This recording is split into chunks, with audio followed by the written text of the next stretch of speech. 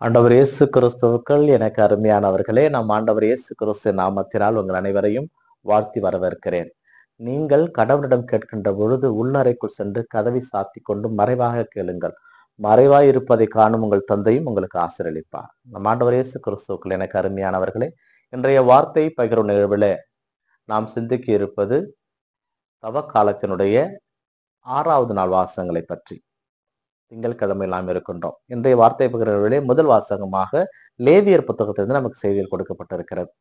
ஒரு ஊருக்கு நாம் செல்ல வேண்டுமானால் அந்த ஊருக்கு ஒரு வழிகாட்ட வேணும். தெரியாத ஊருக்கு யாரோ ஒரு வழிகாட்டினால் செல்ல முடியும். அவர் காட்டுகின்ற பாதையிலே நாம் சரிவர நடந்தோம் என்றால் ஊர் போய் சேர முடியும்.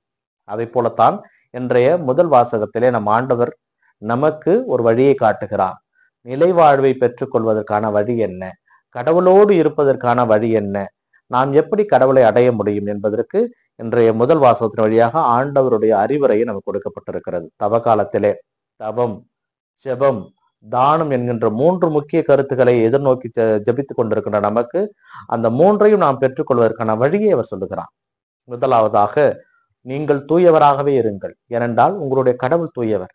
நீங்கள் பொய் சொல்லாமலும் களவு செய்யாமலும் மற்றவருடைய பொருளை வஞ்சியாமலும் இருங்கள். இந்த தவக்காலத்திலே மிகவும் முக்கியம்.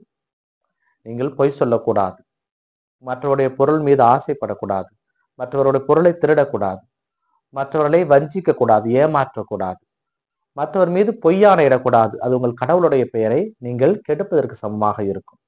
அதனால் நீங்கள் எந்த மாதிரியாக இருக்கிறீர்களோ அதே போலவே மற்றவரையும் நினையுங்கள். அதை சொல்லுகிறார்.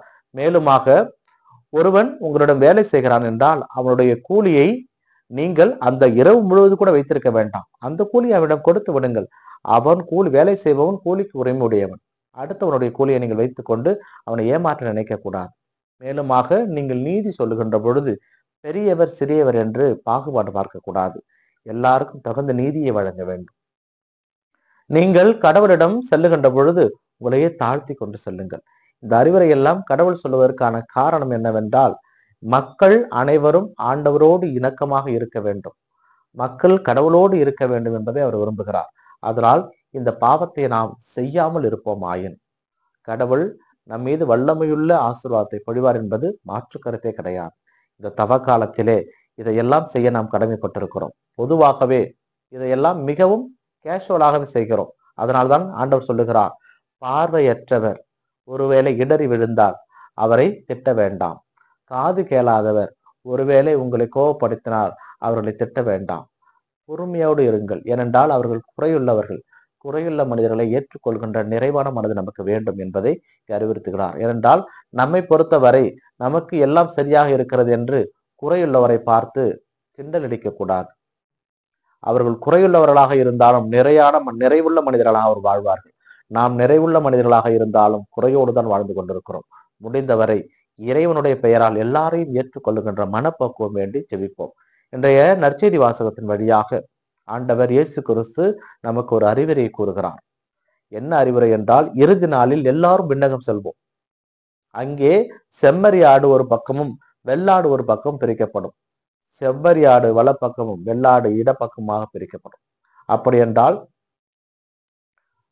வலப்பக்கம் இருப்பவர்களை எல்லாம் பார்த்து ஆண்டவர் சொல்லுவார், வாருங்கள் என் நம்பிக்கைக்கு உரியவர்களே, நான் பசியாக இருந்த பொழுது நீங்கள் உணவு கொடுத்தீர்கள், நான் தாகமாக இருந்த பொழுது நீ எங்களுக்கு தண்ணி கொடுத்தீர்கள், நான் ஆடையின்றி இருந்த போது நீ எங்களுக்கு ஆடை கொடுத்தீர்கள், நான் நோயுற்று இருந்தேன் என்னை காண வந்தீர்கள், என்னை சிறையில் இருந்தேன் என்னை பார்க்க வந்தீர்கள், நீங்க உங்களுக்காக செய்யப்பட்டிருக்கின்ற இந்த இல்லத்திலே நீங்க போய் குடியிருங்கள் என்று சொல்வார். அப்பொழுது அவர் கேட்பார், இதெல்லாம் எப்பொழுது ஆண்டவர் நாங்கள் செய்தோம் என்று.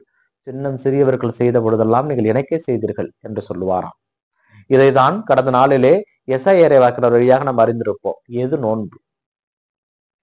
பசித்திருப்பதா, தனித்திருப்பதா, நம்மையே வரித்துக் கொள்வதா? எது நோன்பு? உண்மையான நோன்பு என்பது உணவில்லாமல் தவிக்கின்ற ஒரு ஏழைக்கு உணவு கொடுப்பது, தாகத்தால் தவிக்கின்ற ஒரு ஏழைக்கு தண்ணீர் கொடுப்பது, ஆடை இல்லாமல் தவிக்கின்ற ஒரு வறியவனுக்கு ஆடை கொடுப்பது, ஒரு வறியவனை தூக்கி நிறுத்துவது, அவன் துன்பத்திலிருந்து அவனை உயர்த்தி வைப்பது, அவனுடைய பிரச்சனையிலிருந்து அவனை பாதுகாப்பது, அவனுக்கு இடம் இல்லாத போது அவனுக்கு ஒரு இடம் கொடுப்பது, இதுதானன்றோ நான் விரும்புகின்ற நோன்பு என்று எசையா இறைவாக்கினர் வழியாக கடவுள் கூறியிருப்பார்.